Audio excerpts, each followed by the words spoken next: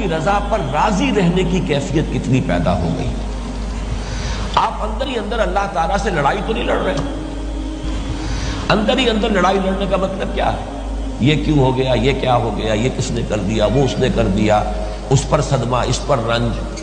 یہ جو شکلیں ہیں در حقیقت یہ اندر ہی اندر ہے. اور یہ کس کے ساتھ لڑائی ہو رہی ہے؟ اللہ کے ساتھ لڑائی ہو رہی ہے. ما اصاب من مصیبت الا باذن اللہ ومن یؤمن باللہ یہد قلبہ. یہ ہے اصل میں کہ جو معیار اولین معین کیا. اطاعت کو بھی بعد میں لائے ہیں، واطیعوا اللہ واطیعوا الرسول فإن توليتم فإنما على رسولنا البلاغ المبین.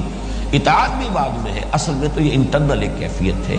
ایمان اللہ پر ہونے کا جو سب سے پہلا مظہر ہے وہ یہ کہ آپ کے اندر اللہ سے لڑائی نہ ہو رہی، اللہ کے ساتھ ناراضگی نہ ہو، کوئی شکوہ شکایت اللہ کے خلاف آپ کے دل میں پروان نہ چڑھ رہی، بلکہ یہ کہ اس کی رضا، اس کی جو بھی راضی ہے جو اللہ کی طرف سے آیا ہے کہ ہر کے ساتھ یہ ماریختین الطاف